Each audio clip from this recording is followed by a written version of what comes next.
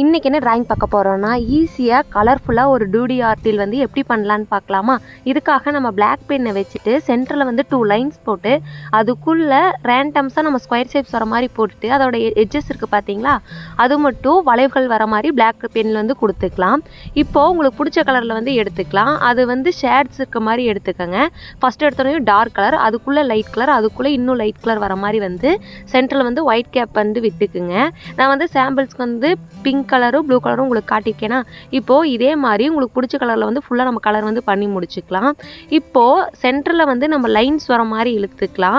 அதுக்குள்ளே வந்து நம்ம கலர் பண்ணியிருக்கோம் பார்த்திங்களா, அந்த கலர்ஸே நம்ம வர மாதிரி கலர் பண்ணி முடிச்சுட்டு இசட் ஷேப்பில் போட்டு உள்ளே வந்து சின்ன சின்ன லைன்ஸ் வர மாதிரி போட்டுக்கலாம். ஒரே ஆங்கிள் இருக்க மாதிரி போட்டு இதே மாதிரி ஃபுல்லாக நம்ம லைன்ஸ் மாதிரி போட்டுக்கலாம். நம்ம வீடியோவில் காட்டுற பார்த்தீங்களா, அந்த மாதிரி நம்ம லைன்ஸ் போட்டு முடிக்கும்போது நம்மளுக்கு அழகான டூடி ஆர்ட் வந்து கிடச்சிருக்கும். இது உங்களுக்கு பிடிச்சிருக்கான்னு சொல்லுங்கள். பிடிச்சிருந்தா லைக் பண்ணுங்கள், ஷேர் பண்ணுங்கள்.